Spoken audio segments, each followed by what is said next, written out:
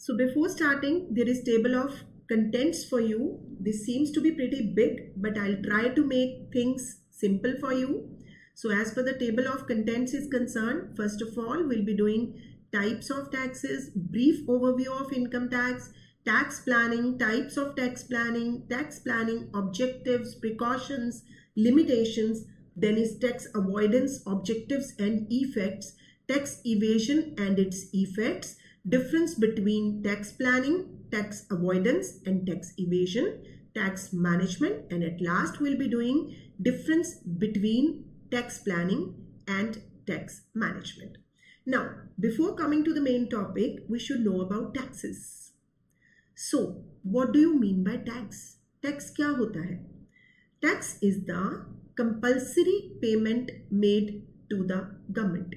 सरकार को जो हम पेमेंट करते हैं कर के माध्यम से, सरकार उसका क्या करती है?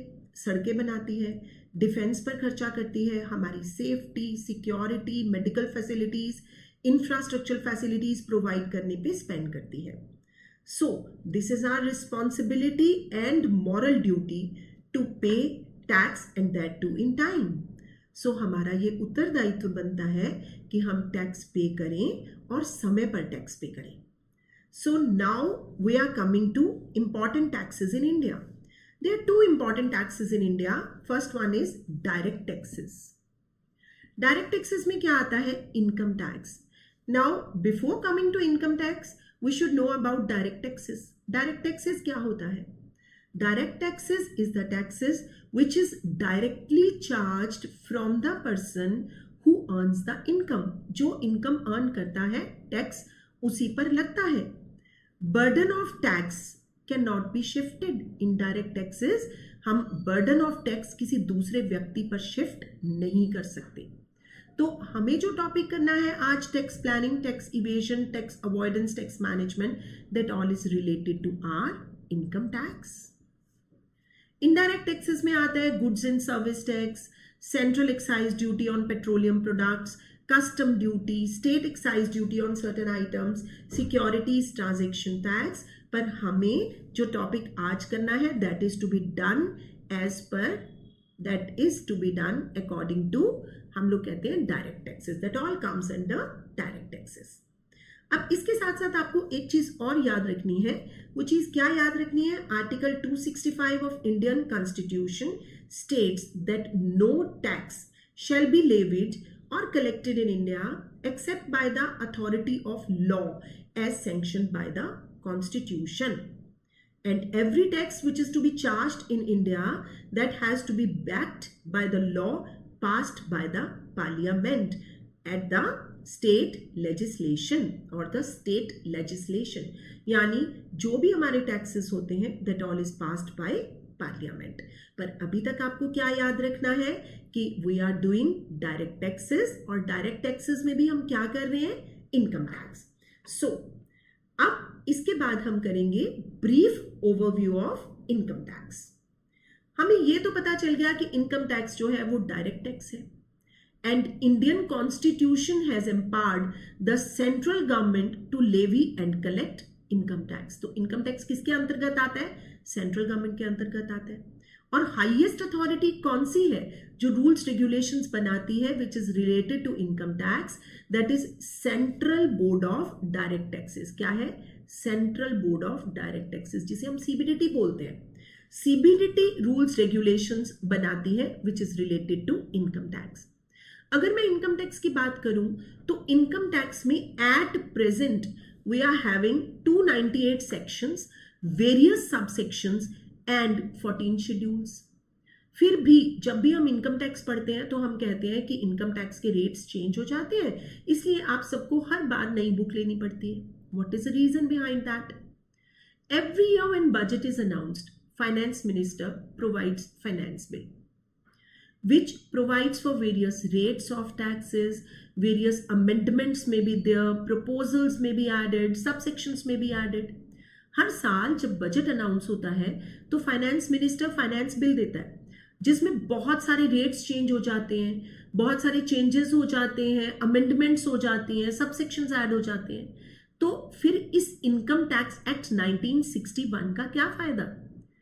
basic rules and regulations are of Income Tax Act.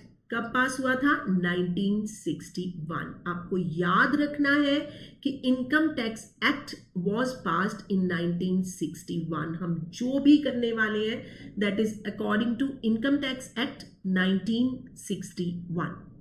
अब एक बहुत इंपॉर्टेंट डेफिनेशन जिससे आप इनकम टैक्स समझ सकते हो. Under section 4 of income tax act कब पास हुआ था?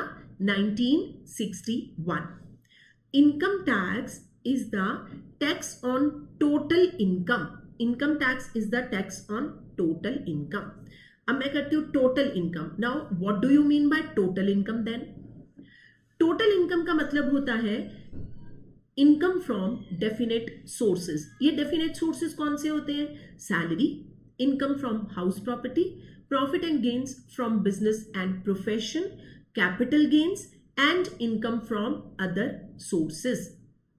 ये पांचों हेड्स को मिलाकर हमारी क्या बनती है? Gross total income. तो टोटल इनकम क्या है? ग्रॉस टोटल इनकम में से हम लेस करते हैं डिडक्शंस अंडर सेक्शन 80. इसके बाद हमारी कौन सी इनकम आती है? Total income. Now what do you mean bye these deductions? Deductions में आती हैं कुछ ऐसी अप्रूव्ड इन्वेस्टमेंट्स और इनकम्स. अगर हम उसमें पैसा लगाते हैं your total income is reduced to some extent.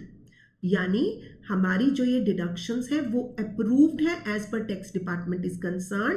अगर हम उसमें इन्वेस्ट करते हैं, अगर हम वो वाली इनकम अर्न करते हैं तो अप टू सर्टेन लिमिट्स हमारी टोटल इनकम कम हो सकती है. सो इसलिए ये जो डिडक्शंस है this is approved by tax department. तो ये क्या हुआ? हमारा टोटल इनकम. अब आते हैं हम total income of a person. Now who is person? Person कौन है? पर्सन में आते हैं हमारे individuals and non individuals. Now what do you mean bye non individuals? Non individual में आता है हिंदू अनडिवाइडेड फैमिली, फर्म आता है, association of persons, body of individual जिसे हम कोऑपरेटिव सोसाइटी बोलते हैं.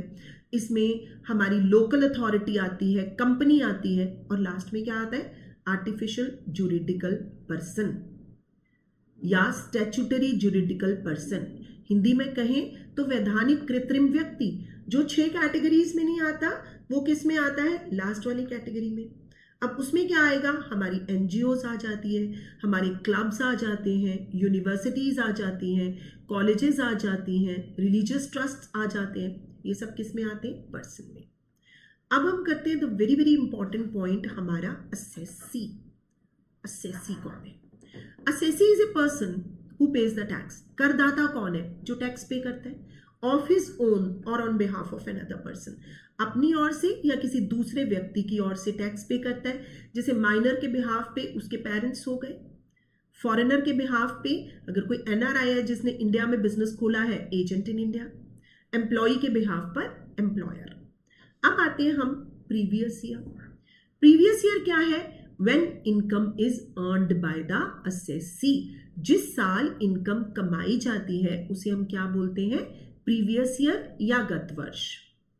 अब आते हैं हम किस पे? Assessment year. The very very important topic क्या है? हमारा असेसमेंट ईयर. अब असेसमेंट ईयर क्या होता है? It is the year when income of previous year is assessed. हम असेसमेंट ईयर में क्या करते हैं? हम करते हैं टैक्स पे करते हैं. Tax is paid by assessee.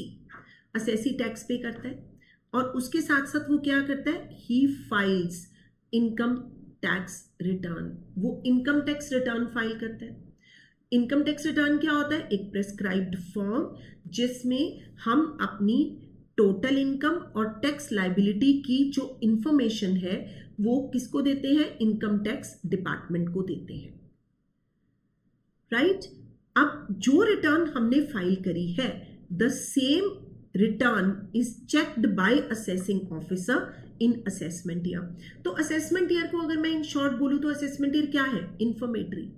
हम इंफॉर्मेशन देते हैं और इनकम टैक्स डिपार्टमेंट वाले हमारी उस इंफॉर्मेशन को चेक करते हैं. तो अभी तक हमने क्या किया? हमने करा डायरेक्ट टैक्सेस में आता है income tax. Income tax act was passed in 1961 जिसमें total income from definite sources, person, individuals and non individuals, assessee who pays the tax, previous year when income is earned by assessee, assessment year when income of previous year is assessed. Tax is paid by assessee, income tax return is filed by the assessee and the same return is checked by assessing officer, जिसे हम income tax officer बोलते हैं, in assessment year. So now we are coming to the topic that is tax planning. First of all, tax planning. अब tax planning क्या होता है? It is defined as arrangement of one's financial affairs in such a way that the burden of tax is reduced to the minimum without violating the legal provisions. Maximum advantage is taken of all deductions, exemptions, allowances, relief or benefits permitted under the act. अब इसका क्या मतलब है? Tax planning जो है इसका मतलब है planning of tax within the four corners of act. We try to take maximum benefit of deductions. अब जब मैं आती हूँ डिडक्शंस, अभी मैंने कौन सी डिडक्शन बताई थी? Under section 80. लेकिन डिडक्शंस के बहुत सारे सेक्शंस हैं. जब मैं डिडक्शन बोलती हूँ तो ये आता है अंडर सेक्शन 16 सैलरी में, फिर आता है under section 24 under the head income from house property, फिर मैं करती हूँ अंडर सेक्शन 80 जो कि हमारी ग्रॉस टोटल इनकम में से डिडक्शन मिलती है. यानी हम इनकम टैक्स के प्रोविजंस का पालन करते हुए टैक्स प्लानिंग करते हैं. यानी जो भी हम करते हैं that is under the provisions of law. जो डिडक्शंस परमिटेड है हम उन्हीं डिडक्शंस को लेने की कोशिश करते हैं. फिर आती है एग्जेम्पशंस. अब एग्जेम्पशंस में क्या आती है? Under section 10. फिर आती है एग्जेम्पशंस अंडर सेक्शन 54 जब हम कैपिटल गेन्स वाला चैप्टर करेंगे. फिर हम आते हैं किसके ऊपर? अलाउंसेस के ऊपर. अलाउंसेस का कौन सा सेक्शन है? अलाउंसेस होगा अंडर सेक्शन 17. रिलीफ कहां होगा? Under section 89 subsection 1. कहने का मतलब ये है कि हम इनकम टैक्स के प्रोविजन के अंतर्गत रहते हुए टैक्स को प्लान करते हैं.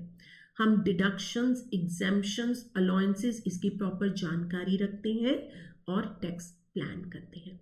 It is a legal and moral way of tax planning.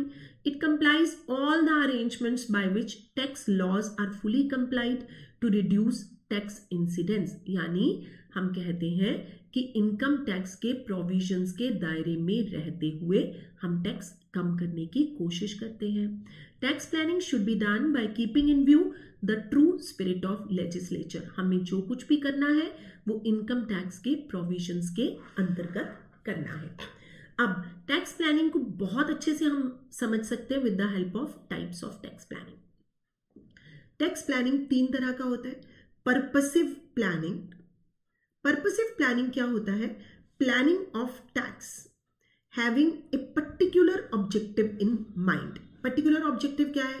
जैसे टेकिंग ऑफ हाउसिंग लोन. हमने हाउसिंग लोन लिया. अब हाउसिंग लोन के पीछे हमारा क्या पर्पस था? जब हम हाउसिंग लोन लेते हैं nothing is chargeable to tax क्योंकि वो तो हमारी लायबिलिटी है. लेकिन जब हम इस हाउसिंग लोन को पे करते हैं तो जो इंटरेस्ट ऑन लोन है उसकी तो डिडक्शन मिल जाएगी under the head house property और जो हमारा प्रिंसिपल अमाउंट है उसकी डिडक्शन मिलेगी अंडर सेक्शन 80C की डिडक्शन मिलेगी. तो ये हमारा कौन सी प्लानिंग हुई? Purposive planning. इसके बाद हम आते हैं परमिसिव प्लानिंग. परमिसिव प्लानिंग क्या होती है? परमिसिव प्लानिंग होती है कि जैसे कि हमें इनकम टैक्स के प्रोविजंस का पता है, हमने पीपीएफ में पैसे जमा करवाए, पब्लिक प्रोविडेंट फंड में पैसे डिपॉजिट करवाए क्योंकि हमें 80C की डिडक्शन लेनी थी. हमने हेल्थ इंश्योरेंस प्रीमियम पे किया बाय चेक, मेडिक्लेम वाली पॉलिसी ली. तो क्यों ली? क्योंकि हमें 80D की डिडक्शंस लेनी थी. हम सब कुछ करते हैं according to the provisions of law. Purposive planning हम हाउसिंग लोन लेते हैं किस पर्पस के लिए? ताकि हमें डिडक्शन मिल पाए. इसके बाद आता है हमारा long and short range planning.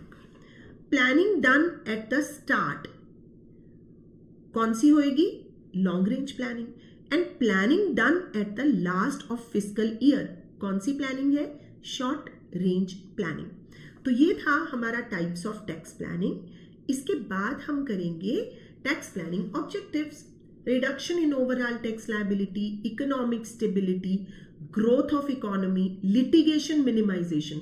Litigation minimization का क्या मतलब होता है कि कानूनी कार्यवाही कम से कम होती है। जब हम सब कुछ according to the provisions of law करते हैं तो लिटिगेशन अपने आप ही कम हो जाती है। फिर आता है प्रोडक्टिव इन्वेस्टमेंट। प्रोडक्टिव इन्वेस्टमेंट कैसे होती है? बिकॉज हम लॉन्ग टर्म इन्वेस्टमेंट्स में पैसा लगाते हैं जिससे हमारी इन्वेस्टमेंट हो जाती है, चाहे वो इम्पोज्ड होती है। So this is also the productive investment. इसके बाद हम करेंगे प्रिकॉशंस जो हमें टैक्स प्लानिंग में लेनी पड़ती है।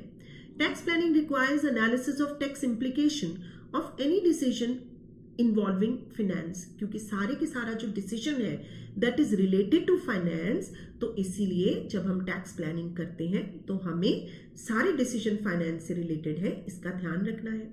We should know about the allied laws and economic factors, हमें इसका भी पता होना चाहिए।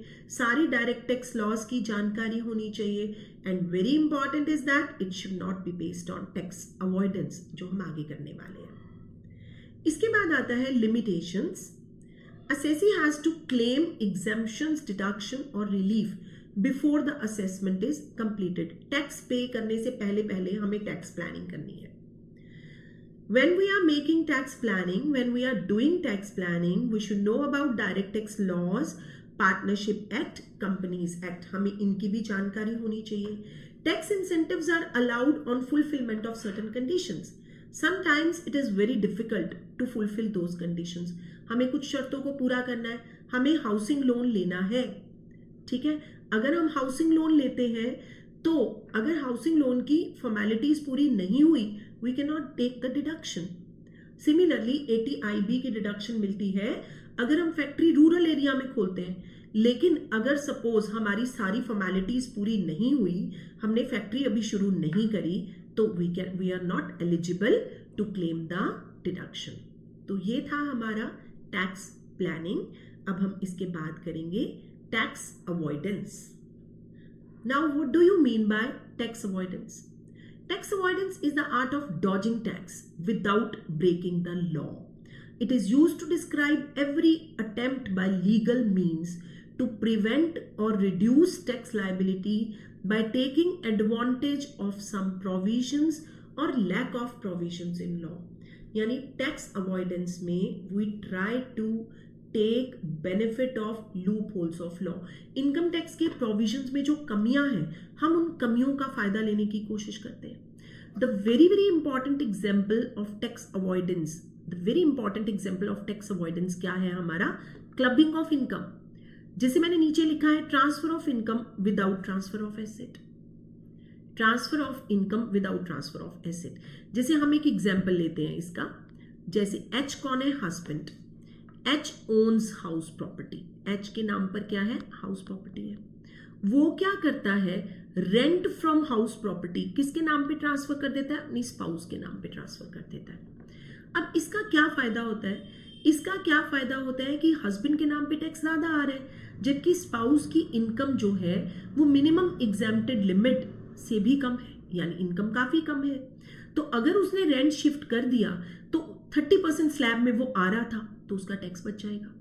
सो in this way avoidance of tax is there.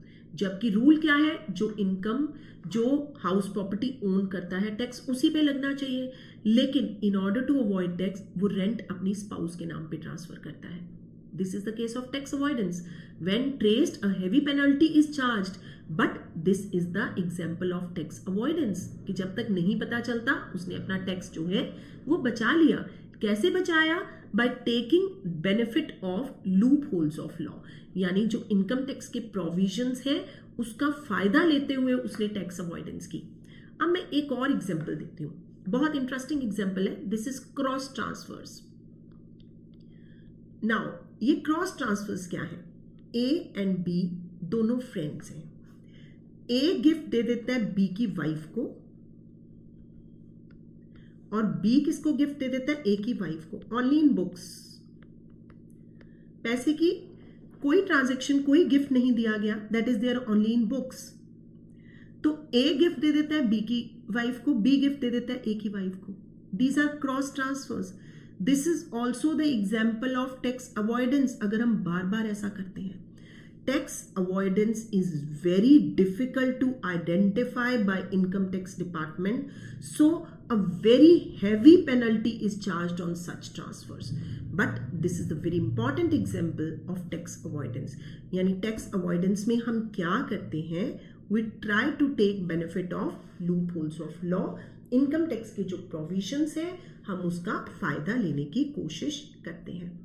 अब इसके बाद टैक्स अवॉइडेंस के ऑब्जेक्टिव्स है. Tax avoidance is unethical way to save tax, use of colourable devices, defeating the genuine spirit of law, misrepresentation और ट्विस्टिंग ऑफ फैक्ट्स. हम facts को twist करते हैं ताकि हम अपना टैक्स बचा सकें, but this is not the legal way. When traced, तो definitely that whole income is added in income of individual, but these are the examples of tax avoidance.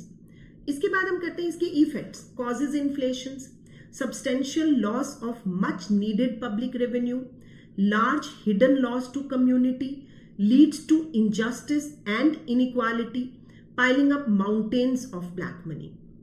So these are the effects of tax avoidance. अब हम इसके बाद करेंगे tax evasion. Tax evasion क्या है? Evading tax bye dishonest means. हमें पता है कि इनकम टैक्स के क्या रूल्स हैं, क्या रेगुलेशंस हैं, क्या प्रोविजंस हैं, लेकिन हम डिसऑनेस्ट मीन्स से टैक्स को छिपाने की कोशिश करते हैं. ठीक है, यानी कि हम जो इनकम टैक्स, एक बहुत इंपॉर्टेंट है इसका एक प्रोवर्ब है कि it is the art of floating tax, कि हम इनकम टैक्स के प्रोविजंस की धज्जियां उड़ा देते हैं. जैसे नॉट रिकॉर्डिंग सेल्स हुई, हम उसे रिकॉर्ड ही नहीं करते. फोर्जरी इन डॉक्यूमेंट्स, उसके बाद making personal expenses as business expenses, हम अपने पर्सनल एक्सपेंसेस को P&L के डेबिट साइड पे डाल देते हैं. False expenses, maintenance of duplicate records, misutilization of public funds, non disclosure of income, ये सारे के सारे किसके एग्जाम्पल है? टैक्स इवेशन के. यानी evading tax bye dishonest means हम एक्सपेंसेस ज्यादा शो करते हैं, इनकम कम शो करते हैं, बोगस एक्सपेंसेस शो करते हैं, फिक्टिशियस सैलरी शो करते हैं, डॉक्यूमेंट्स में गड़बड़ी करते हैं, हेरा फेरी करते हैं. तो all these are the examples of tax evasion. Effects में आता है declining moral values, misutilization of public funds, claiming fictitious expenditures. Tax evasion generates lots and lots of black money. इसके बाद आता है difference between tax planning, tax avoidance and tax evasion. अब इसके difference से रिलेटेड मैं आपको एक बहुत इंपॉर्टेंट एग्जांपल बताती हूँ. ATIB, deduction under section 80IB is provided if factory is opened in rural backward area. अगर हम फैक्ट्री को रूरल बैकवर्ड एरिया में खोलते हैं तो हमें डिडक्शन मिलती है. जब हम टैक्स प्लानिंग करते हैं, we follow all the rules regulations of income tax, यानी हम इनकम टैक्स के प्रोविजंस का पूरी तरह से पालन करते हैं और actually factory rural backward area में खोलते हैं ताकि हम 80IB की डिडक्शन ले पाए. टैक्स अवॉइडेंस, हम क्या करते हैं, हमें डिडक्शन क्यों मिलती है? क्योंकि हम रूरल बैकवर्ड एरिया में अपनी फैक्ट्री खोलते हैं. जनरली ये स्मॉल स्केल इंडस्ट्रीज के लिए ये डिडक्शन दी जाती है. हम क्या करते हैं, हम अपना मेन यूनिट तो खोल लेते हैं डेवलप्ड एरिया में, एक छोटा सा असेंबली यूनिट हम खोलते हैं रूरल एरिया में ताकि हम डिडक्शन ले पाए. This is the example of tax avoidance. और टैक्स इवेजन का मतलब क्या होता है? Factory is opened only in books, right? So this is a major difference between tax planning, tax avoidance and tax evasion. जैसे मैंने बहुत सारे points लिखे हैं. Comprises arrangements by which tax laws are fully complied, tax planning में. Reduces tax liability in a legally permissible manner. And evasion में it applies all methods by which tax liability is illegally avoided. So these are the differences. There are some more differences between tax planning, tax avoidance and tax evasion, लेकिन आप example अच्छे से ध्यान रखना. ठीक है, so tax planning क्या हुआ? Planning of tax within the four corners of act. Tax avoidance क्या होगा? Avoidance of tax by taking advantage of loopholes of law, यानी इनकम टैक्स प्रोविजंस की कमियों को ध्यान में रखते हुए we try to avoid tax. दिखाने में हम बिल्कुल अच्छे हैं, लेकिन हम करते हैं टैक्स की हेजिंग करते हैं, टैक्स की डॉजिंग करते हैं। और टैक्स इवेजन में तो हम इनकम टैक्स के प्रोविजंस जो है floating of income tax provisions, यानी हम उसकी धज्जियां उड़ाते हैं, हम टैक्स को छिपाते हैं by all dishonest means. So now you got it, tax planning, tax avoidance and tax evasion. अब हम करते हैं tax management. Now what do you mean by tax management? हम सबसे इंपॉर्टेंट ही बोलते हैं tax planning is not possible without tax management. Tax management deals with maintenance of proper records. Maintenance of proper records, annual reports, financial accounts, assessment proceedings and proof of payment of tax. जैसे कि हम करते हैं एक business management करते हैं, एक office management करते हैं, same is the case there कि जो टैक्स मैनेजमेंट है ये क्या है? Proper filing, maintenance of proper records. जैसे अगर हम रिटर्न फाइल करते हैं तो हम उसकी प्रॉपर फाइलिंग रखते हैं कि ये इस साल की रिटर्न है, ये इस साल की रिटर्न है। जो भी हमारी कॉरेस्पॉन्डेंस इनकम टैक्स डिपार्टमेंट के साथ होती है, जिसको हम क्या बोलते हैं? असेसमेंट प्रोसीडिंग्स, हम उसको प्रॉपर संभाल के रखते हैं, हम उसकी प्रॉपर फाइलिंग करते हैं। जो भी हमने टैक्स पे करा है, हम वो सारे proof of payment of tax जो है, हम उसको भी, उसका भी प्रॉपर अपने पास रिकॉर्ड रखते हैं। अगर मैं बोलती हूँ कि टैक्स मैनेजमेंट क्या है, it covers various matters which is related to compliance with legal formalities, taking steps to avail tax incentives, saving from penal interest, penalties, prosecutions, review of department orders, rectification of mistakes, filing appeals etcetera. हम सब इसका लेखा जोखा रखते हैं, यानी कि it is related to, in short, maintenance of records which is related to tax. Tax से संबंधित हम सारे के सारे रिकॉर्ड्स रखते हैं। अब लास्ट में हम करेंगे difference between tax planning and tax management. सबसे पहले tax planning is a wider term, it includes tax management, क्योंकि टैक्स मैनेजमेंट के बिना अगर हम प्रॉपर रिकॉर्ड्स नहीं रखेंगे तो हम टैक्स प्लानिंग नहीं कर सकते। It's a first step towards tax planning. Tax management first step है towards tax planning. It deals with filing of returns, getting the accounts audited, deducting tax at source, etc. Next आता है aim of tax planning is minimizing incidence of tax, जबकि tax management का मतलब क्या है? Compliance of all the legal formalities. हम tax कम करते हैं with the help of tax planning, लेकिन टैक्स मैनेजमेंट के अंतर्गत हम लीगल फॉर्मेलिटीज को पूरा करते हैं। Tax planning is not essential for every person, but tax management is essential for every person. कैसे? Even when a person is not an assessee, उसका बिल्कुल भी टैक्स नहीं बनता, लेकिन उसे प्रॉपर रिकॉर्ड्स तो रखने पड़ेंगे कि उसका टैक्स क्यों नहीं बनता, वो क्यों असेसी नहीं है, वो क्यों करदाता नहीं है। तो इस करके टैक्स मैनेजमेंट उस पर्सन के लिए भी जरूरी है जो टैक्स पे करने के लिए एंटाइटल्ड नहीं है या उसकी इनकम कम है। Tax planning is guide in decision making, लेकिन tax management it should be the regular feature of undertaking. Then objects में आता है, in tax planning exemptions, deductions and reliefs are claimed, लेकिन in tax management conditions are complied to claim deductions, exemptions and relief. हम उन conditions को पूरा करते हैं जिससे हम एग्जेम्पशंस, डिडक्शंस और रिलीफ ले पाए। नेक्स्ट आता है functions. In tax planning alternative economic activities are studied and activity with the least incidence of tax is selected. हम क्या करते हैं? हम देखते हैं हमारे लिए कौन कौन से प्रोविजंस एप्लीकेबल है जिससे कि हम डिडक्शंस ले सकते हैं, क्योंकि हम प्लान करते हैं जब इनकम टैक्स के रूल्स रेगुलेशंस बनाए जाते हैं तो उन्होंने कुछ डिडक्शंस के लिए भी जो है प्रोविजंस दिए हैं, राइट? तो अगर हम उन प्रोविजंस को अल्टरनेटिवली हम उसको स्टडी करते हैं और जहां हमें टैक्स लायबिलिटी कम लगती है हम वहीं पर इन्वेस्ट करने की कोशिश करते हैं। Tax management includes maintenance of accounts in prescribed form, getting them auditing, अगर हमने ऑडिटेड करवाई है तो हमें ऑडिट रिपोर्ट संभाल के रखनी है, filing of required forms and returns. और लास्ट पॉइंट है, tax planning looks at future, लेकिन tax management relates to past, present and future. So this is all about tax planning, tax avoidance, tax evasion and tax management. Thank you so much.